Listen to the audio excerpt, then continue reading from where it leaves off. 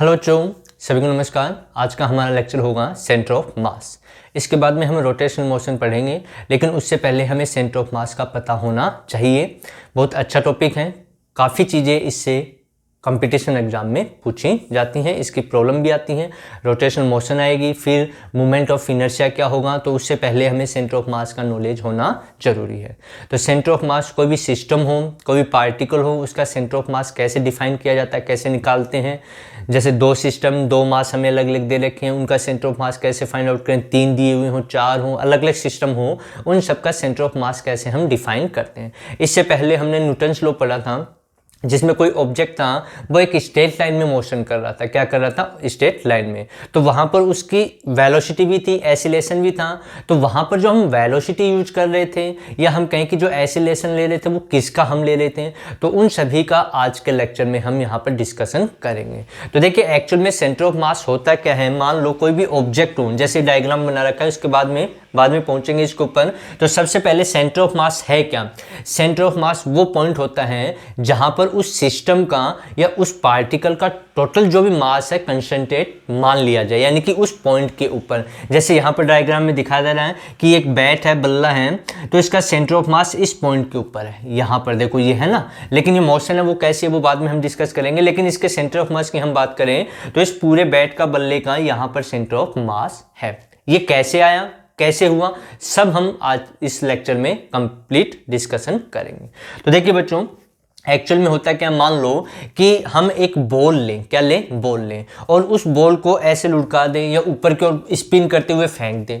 ठीक है, यानी कि हमने बॉल ली, यदि हम देखें कि ये हमने एक बॉल ले ली, ठीक है, और इस बॉल को हम घुमा करके ऐसे रोलिंग करते हुए फेंक रहे हैं, यानी कि वो घूमती हुई ऐसे जा रही है, ऐसे घूमती हुई, यानी कि यहाँ से हम देखेंगे तो बॉल ऐसे घूमती हुई इस प्रकार से वो आगे तक चलती रहेगी। ठीक है, यानी कि घूम करके ऐसे जाएगी वो, या हम कहें कि ये जैसे ये हो गया, ठीक है, और ये इधर आगे जा रही है v वेलोसिटी से। जैसे बॉल है, ये v वेलोसिटी से, देखो यहाँ से यहाँ तक पहुँच गई, तो यानी कि वेलोसिटी होगी तभी तो आगे जाएगी। दूसरा, वो घूमती हुई भी जा रही है।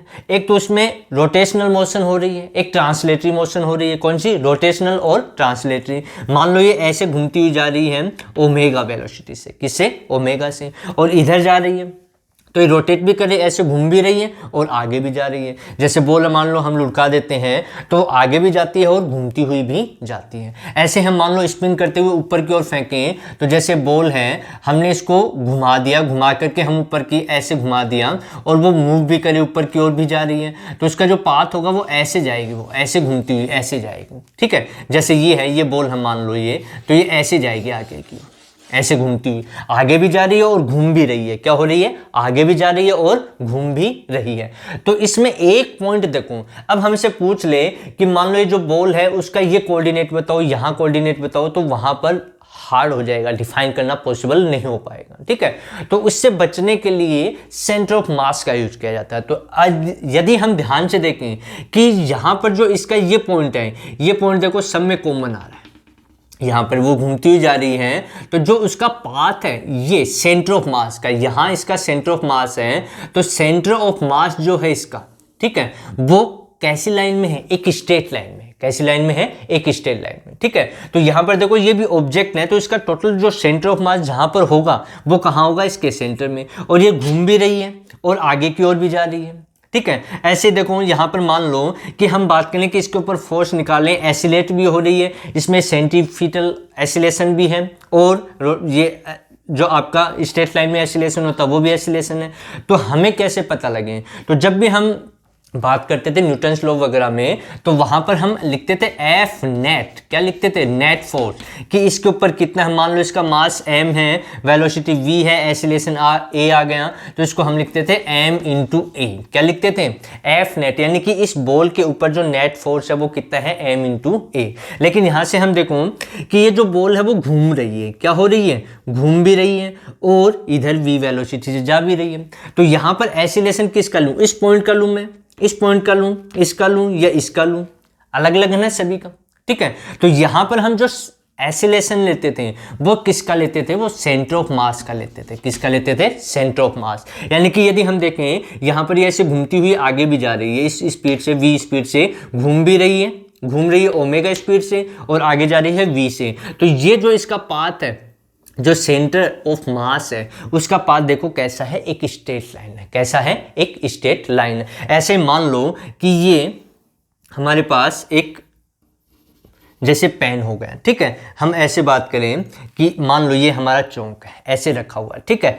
और जब हम इसको घुमाते हुए फेंकते हैं तो ऐसे जाएगा, फिर ऐसे घूमेगा, ऐसे जाएगा, ऐसे जाएगा, फिर नीचे ऐसे आएगा कि नहीं? जैसे कि बैट की यहाँ पर सिचुएशन आपको शो हो रही है।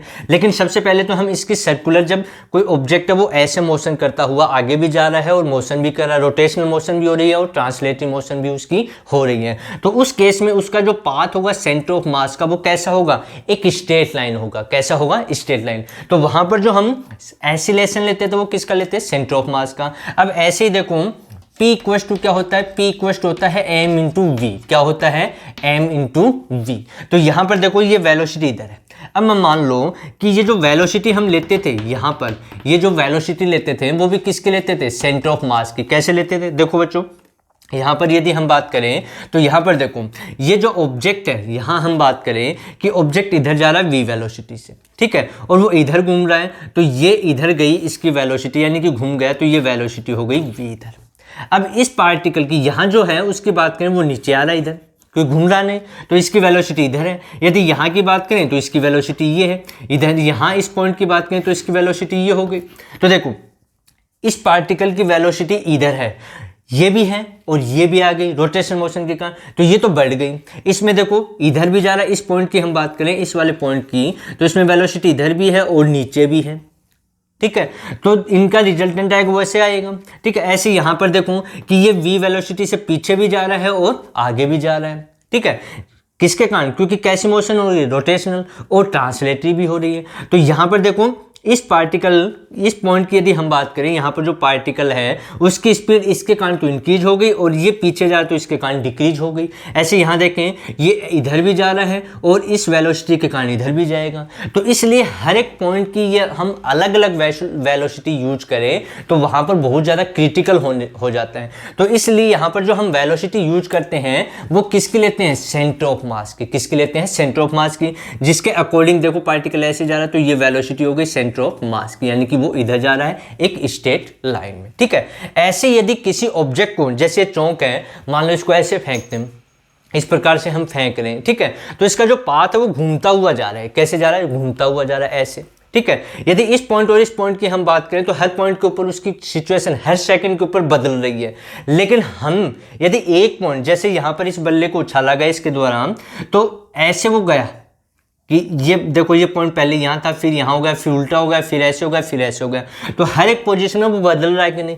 लेकिन उसका ये पॉइंट यदि हम देखें, जो इसका सेंटर ऑफ मास है, ये वाला पॉइंट यदि हम पकड़ के देखें, ये बात करें इसकी, तो ये देखो ये कैसी लाइन में जा रहा है? एक पैराबोलिक मोशन में। किस मोशन में? पैराबोलिक में। तो यदि हम इस प्रकार से इस चौक को देखो दोबारा, ऐसे हम फेंक रहे हैं, ये इस प्रकार से हमने फेंका, ठीक है, तो ये कैसी मोशन करेगा? पैराबोलिक, यानी कि इसका सेंटर मास जो होगा वो कैसा होगा? पैराबोलिक। तो इसमें हम पूरे की स्टडी न करते हुए सेंटर ऑफ मास की स्टडी कर लें, जो कैसी है? पैराबोलिक है। कैसी है? पैराबोलिक। तो पैराबोलिक जो मोशन होगी उसको हम यहाँ पर अप्लाई कर देंगे और जो भी हमसे पूछा जाता है वो हम सॉल्व कर लेते हैं। तो यहाँ पर सेंटर ऑफ मास बहुत हैं, जैसे यहाँ पर घूम भी रही है और ट्रांसलेटरी भी हो रही है, तो वहाँ पर हर एक पॉइंट जो होगा, हर एक पार्टिकल, जैसे छोटे छोटे यहाँ पर ऐसे बनाते जाए हम इस प्रकार से, तो उनकी हर एक की सिचुएशन जो होगी वो अलग होगी, डिफरेंट होगी। लेकिन हम एक चीज कॉमन हो गई इसमें, क्या? Centre of mass. जो सेंटर ऑफ मास है वो कैसी लाइन में? स्ट्रेट लाइन में। यहां पर देखो बच्चों, यहां पर जो पोजीशन है सेंटर ऑफ मास की वो कैसी है? पैराबोलिक है। यहां पर कैसी है? स्ट्रेट लाइन है, ठीक है। ऐसे ही मान लो कोई भी स्पेरिकल बॉल हो, जैसे साइकिल में रिम आती है, उसकी हम बात करें तो ऐसे वो रोटेट करती है, आगे भी चलती है और रोटेट भी करती है, तो उसका सेंटर ऑफ मास यहां लिया जाता है, सेंटर में उसका, ठीक है, उसका सेंटर ऑफ मास। तो उसका जो सेंटर ऑफ मास होगा वो कैसा होगा? एक स्ट्रेट लाइन होगा। कैसा होगा? Straight line. तो यदि हमारा कोई सर्कुलर पाथ हो, कैसा पाथ हो? सर्कुलर पाथ हो, जिसमें रोटेशनल मोशन होती है। कैसी मोशन होती है? रोटेशनल मोशन होती है और ट्रांसलेटरी दोनों साथ में चलती हैं, तो उसमें जो पाथ होता है वो कैसा होता है? स्ट्रेट लाइन होता है। और यदि ऐसे जा रही है तब कैसा होगा? पैराबोलिक होगा, ठीक है, तो यहां पर हम स्टडी कर ले। अब देखो एक बात और हम बात करें कि मान लो कि हमारी ये सिचुएशन है, ये हमने मान लिया पेन हमारा हो गया, ठीक है, या कुछ भी हम मान लें, इसको एक रोड मान लें, जो भी हम मानना चाहें, ठीक है। यहाँ मास मान लो m1 है और यहाँ मास कितना है m2 है। तो इन दोनों का सेंटर ऑफ मास हमने कहा कि मान लो यहाँ है इसका सेंटर में, जैसे ये एक स्केल हो गई हमारे पास, ठीक है, या हम कहें कि ये दोनों मास सेम हैं तो यहाँ पर इसका सेंटर ऑफ मास होगा, ठीक है। अब ये रोटेट करेगी तो ऐसे जाएगी, मान लो रोटेट कर रही है इस प्रकार से, ये क्या कर रही है, रोटेट कर रही है। तो इसके रेस्पेक्ट में यदि हम देखें, यानी कि इस m2 की m1 की सिचुएशन हम देखें, इसके रेस्पेक्ट में जो इसका सेंटर ऑफ मास है, तो हमें इसका पाथ कैसा दिखाई देगा, सर्कुलर पाथ दिखाई देगा। कैसा दिखाई देगा, सर्कुलर। अब इसमें भी क्या कंडीशन है कि ये जो ऑब्जेक्ट है इसके रेस्पेक्ट में या तो सर्कुलर मोशन करेगा या फिर रेस्ट में होगा। क्या होगा, या तो सर्कुलर मोशन करेगा इस पॉइंट के रेस्पेक्ट में, या फिर क्या होगा, रेस्ट में होगा। यदि रेस्ट में तो रेस्ट नजर आएगा उसको, और अदरवाइज वो मोशन कर रहा है तो कैसी मोशन होगी उसकी, सर्कुलर मोशन। तो यहाँ पर काफ़ी ऐसी चीज़ें हैं जिससे हम सेंटर ऑफ मास का यूज करते हुए उसको ईजी कर सकते हैं। तो जो हमने पहले भी पढ़ा था, जो वेलोसिटी यूज की थी, एक्सीलरेशन यूज किया था, वो एक्चुअल में किसका लिया था, सेंटर ऑफ मास का। और सेंटर ऑफ मास क्या है, जहां पर कोई भी सिस्टम, कोई भी बॉडी, कोई भी ऑब्जेक्ट हो, उसका टोटल मास क्या मान ले, उस एक पॉइंट के ऊपर कंसंट्रेट मान ले, यानी कि वो वहीं पर है। अब कुछ एग्जांपल यहां पर बताऊंगा जिससे आपको और समझ में आएगा, ठीक है। तो यहां ध्यान रखें कि जब रोटेशनल मोशन और ट्रांसलेटरी मोशन दोनों साथ में होती हैं तो उसका पाथ कैसा होगा, सेंटर ऑफ मास का स्ट्रेट लाइन होगा। और यदि ऊपर घूमती हुई जा रही है तो पैराबोलिक मोशन हो गई उसकी सेंटर ऑफ मास की। तो सेंटर ऑफ मास का हम यहाँ पर यूज करते हुए काफ़ी चीज़ें निकालेंगे, ठीक है। तो जैसे मान लो कि यूनिफॉर्म मास सिस्टम हो, कैसा हो, यूनिफॉर्म मास सिस्टम हो। जैसे मान लो ये हमारे पास एक रिंग है, ये क्या है, रिंग हमने मान ली, ठीक है। और हमसे पूछा गया इसका सेंटर ऑफ मास क्या है, तो इसका सेंटर ऑफ मास यहाँ होगा, जियोमेट्रिक सेंटर जो होगा वो इसका सेंटर ऑफ मास होगा, ठीक है। ऐसे हमसे कहा गया कि ये रोड है, हम निकालेंगे, इन सब के लिए निकालेंगे। मान लो ये रोड है, ठीक है, इस प्रकार से, और हमसे पूछा गया कि इसका सेंटर ऑफ मास कहाँ है, तो यहाँ पर इसका सेंटर में हो जाएगा, ठीक है। अब देखो जरूरी नहीं कि सेंटर ऑफ मास जहाँ पर ऑब्जेक्ट का मास हो वहीं पर हो, उसके अलावा भी हो सकता है। देखो यहाँ रिंग की हम बात करें तो इसका टोटल मास है वो यहाँ पर डिस्ट्रीब्यूट है, लेकिन सेंटर ऑफ मास तो यहाँ है। जैसा कि इसमें यहाँ पर मास है तो इसका सेंटर ऑफ मास यहाँ गया। जैसे चौक है, ठीक है, इसका सेंटर ऑफ मास यहाँ आएगा कहीं, ठीक है। इसी प्रकार से यहाँ पर जरूरी नहीं है कि सेंटर ऑफ मास जहाँ ऑब्जेक्ट का मास हो वहीं पर हो, वो उसके अलावा बाहर भी हो सकता है, जैसे ये हो गया। ऐसे हम स्पेयर की बात करें, ये हमने स्पेयर लिया मान लो, और इसका सेंटर ऑफ मास पूछ लिया गया, तो जो जियोमेट्रिक सेंटर होगा वही इसका क्या होगा, सेंटर ऑफ मास होगा, ठीक है। अब सेंटर ऑफ मास निकालते कैसे हैं, कैसे उसको डिफाइन किया जाता है, उसके बारे में हम यहाँ पर चर्चा करेंगे, ठीक है। तो 2 पॉइंट मास सिस्टम है, उसके लिए सेंटर ऑफ मास की हम बात करें। जैसे मान लो कि ये हमें एक्स कोऑर्डिनेट, ये वाई कोऑर्डिनेट, ये ओरिजिन हो गया। एक मास ऑब्जेक्ट यहाँ है जिसको हमने कहा m1, और इसका यहाँ से ओरिजिन से, यहाँ ओरिजिन से जो पोजीशन वेक्टर है वो r1 है। कितना है, r1 है। और एक यहाँ है m2 हमने मान लिया, और इसका यहाँ से जो पोजीशन वेक्टर है वो कितना है, वेक्टर r2 है। तो इन दोनों का m1 और m2 का सेंटर ऑफ मास कहाँ है वो हमसे पूछा गया। तो कैसे निकालें, तो इसके लिए हम फॉर्मूला निकालेंगे। तो इन दोनों का सेंटर ऑफ मास इस लाइन पे कहीं आएगा। मान लो यहाँ पर इसका सेंटर ऑफ मास आ गया। क्या आ गया, सेंटर ऑफ मास इस पॉइंट के ऊपर, जिसकी यहाँ ओरिजिन से जो पोजीशन वेक्टर है वो है RCM। क्या है, वेक्टर RCM, यानी कि वेक्टर RCM किसका है, position vector, centre of mass का। इसका और इसका सेंटर ऑफ मास यहाँ पर हमने मान लिया, ठीक है। फॉर्मूला लिख रहे हैं हम यहाँ पर। ये जो मास है इसका यहाँ ओरिजिन से पोजीशन वेक्टर r1 है, इसका यहाँ ओरिजिन से पोजीशन वेक्टर कितना है, r2, और इन दोनों का सेंटर ऑफ मास यहाँ पर है जिसका पोजीशन वेक्टर है RCM, यानी कि सेंटर ऑफ मास का पोजीशन वेक्टर। तो वेक्टर RCM कितना होगा, देखिए RCM इक्वल टू लिखा जाएगा m1 r1 plus m2 r2 upon में m1 प्लस m2। इस फॉर्मूले का हम यूज करेंगे और यूज करते हुए काफ़ी सिस्टम के लिए हम सेंटर ऑफ मास निकालेंगे, डिफाइन करेंगे। तो यहाँ पर देखिए m1 position vector r1, m2 position vector r2 upon में m1 m2, इस फॉर्मूले का हम यूज करेंगे। और ये RCM क्या है, पोजीशन वेक्टर किसका, ओरिजिन, जिस ओरिजिन हम लेंगे वहां से हम निकालेंगे, और ये किसका है, सेंटर ऑफ मास का। अब जो r है वो तीनों कोऑर्डिनेट में हो सकता है, x, y और z में। ऐसे मान लो 2 की जगह 3 हो, 4 हो, n सिस्टम हो हमारे पास, क्या हो, n सिस्टम, तो इसको हम लिख सकते हैं आगे m3 r3 plus and so on plus mn rn upon में plus m3 plus and so on plus mn, इस प्रकार से। यदि हमारा जो सिस्टम है उसमें नंबर ऑफ मासेज n है, ठीक है, तो उसके लिए हम RCM इस प्रकार से निकाल सकते हैं उन सभी का, उस सिस्टम का सेंटर ऑफ मास। अब x, y, z तीनों कोऑर्डिनेट हो सकते हैं, तो XCM कैसे निकालें, यानी कि x कोऑर्डिनेट क्या होगा सेंटर ऑफ मास का, तो उसको लिखा जाएगा XCM। क्या लिखा जाएगा, XCM। तो इसको लिखेंगे हम m1 x1 plus m2 x2 plus and so ये जितने भी हमारे यहाँ पर 2 की हम बात करें तो 2 के लिए अपॉन में आ जाएगा हमारे पास m1 प्लस m2। ऐसे ही YCM निकालना हो तो YCM आ जाएगा हमारा, y कोऑर्डिनेट, ये x कोऑर्डिनेट में सेंटर ऑफ मास, ये y कोऑर्डिनेट में, तो इसको लिखा जाएगा m1 y1 plus m2 y2 upon में m1 प्लस m2। ठीक है, ऐसा कुछ भी नहीं, जैसे हम प्रॉब्लम करेंगे तो ये चीज़ें सब क्लियर हो जाएंगी, समझ में हमें आ जाएंगी। अभी हम फॉर्मूला यूज कर लें। ऐसे ZCM यानी कि Z कोऑर्डिनेट निकालना हो सेंटर ऑफ मास का, तो ZCM लिखा जाएगा m1 z1 plus m2 z2 upon में m1 प्लस m2, इस प्रकार से। तो इन्हीं फॉर्मूलों का हम यूज करेंगे और यूज करते हुए क्वेश्चन सॉल्व करेंगे। तो देखिए पहली प्रॉब्लम हमारे सामने क्या है, जिससे आपको और अच्छे से समझ में आ जाए। ठीक है, तो देखिए पहली प्रॉब्लम बिल्कुल सिंपल से हम स्टार्ट करेंगे और फिर आगे जा करके हम और भी प्रॉब्लम सॉल्व करेंगे जो कंपटीशन एग्जाम में आई हुई है। तो सबसे पहले हम स्टार्ट करते हैं सिंपल सी प्रॉब्लम के लिए।